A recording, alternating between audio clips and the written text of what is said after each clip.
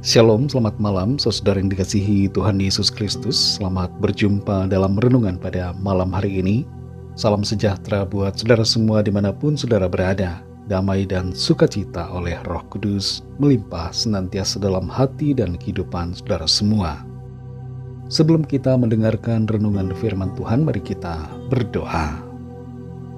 Kami datang kepadamu ya Bapa, mengucap syukur karena kebaikan-Mu ya Tuhan Yesus. Engkau sudah menyertai dan menolong kami dalam segala aktivitas kami. Kami bersyukur untuk semua berkat kebaikan Tuhan yang kami alami dan kami nikmati oleh kemurahan-Mu. Saat ini kembali kami mau mendengarkan sabda firman-Mu. Jamahlah hati kami untuk mengerti dan taat pada kehendak-Mu. Dalam nama Tuhan Yesus kami berdoa. Haleluya. Amin.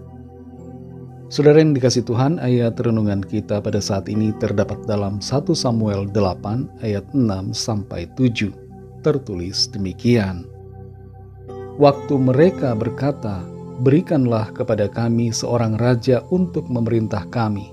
Perkataan itu mengesalkan Samuel.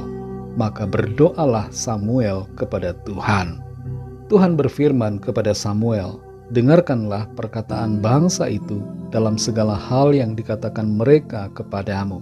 Sebab bukan engkau yang mereka tolak, tetapi akulah yang mereka tolak, supaya jangan aku menjadi raja atas mereka." Saudara yang dikasih Tuhan, ada istilah yang terkenal yang disebut dengan 7 dosa mematikan dalam tradisi ajaran Kristen. Walaupun tidak terklasifikasi secara spesifik dalam Alkitab, tapi dosa-dosa ini kemudian digolongkan dan disebut sebagai 7 dosa mematikan untuk memperingatkan setiap orang agar menghindarinya. Di antara ke-7 dosa tersebut terdapat amarah. Amarah mungkin terkadang dianggap normal dan biasa, tapi amarah pada umumnya merupakan dosa, terlebih lagi kalau tidak dikendalikan dan tidak diselesaikan dengan kasih dan pengampunan. Ada orang yang marah sampai menabrak dan merugikan sesamanya. Bahkan ada yang menganiaya hingga meninggal. Bagaimanapun situasinya, kita perlu menyadari bahwa marah perlu diresponi dengan sikap yang benar agar tidak membawa kita dalam masalah dan dosa.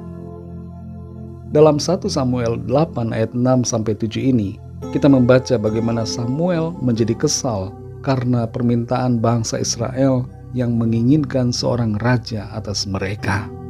Samuel kesal karena permintaan itu secara langsung merupakan penolakan atas dirinya yang telah memerintah sebagai hakim atas bangsa Israel, juga sekaligus merupakan penolakan atas kepemimpinan kedua anaknya yang telah ia pilih menjadi hakim atas mereka.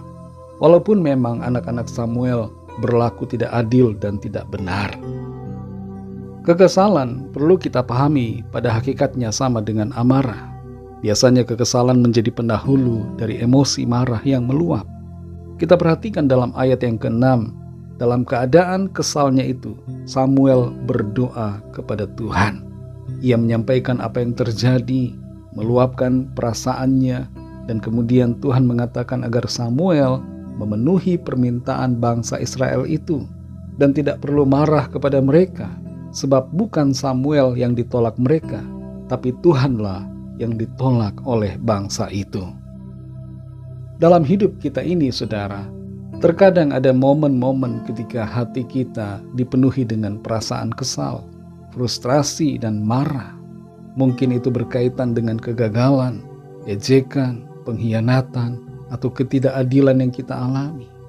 Dalam saat-saat yang seperti itu, terkadang kita cenderung mencari jalan pintas untuk mengubah keadaan atau mencari pemenuhan dan pelampiasan dari emosi kita supaya kita merasa puas. Tapi melalui ayat ini kita belajar satu hal, bahwa ketika kita kesal, berdoalah kepada Tuhan seperti yang dilakukan oleh Samuel. Jangan biarkan kekesalan itu membuat kita menjadi marah dan gelap mata. Tapi bawalah kekesalan kita kepada Tuhan dan mintalah hikmat serta tuntunan dari Tuhan untuk kita dapat mengerti akan situasi yang ada dan menyikapinya dengan benar. Jangan kita terburu-buru mengambil keputusan atau mengekspresikan kemarahan kita secara sembarangan, tapi mintalah pertimbangan yang dari Tuhan dalam segala hal. Dalam Yakobus 1 ayat 20 tertulis, sebab amarah manusia tidak mengerjakan kebenaran di hadapan Allah. Itu sebabnya kita perlu bijaksana dan mengambil respon yang benar saat hati kita kesal, supaya kita tidak marah, tapi kita mengerjakan perkara yang benar di hadapan Tuhan.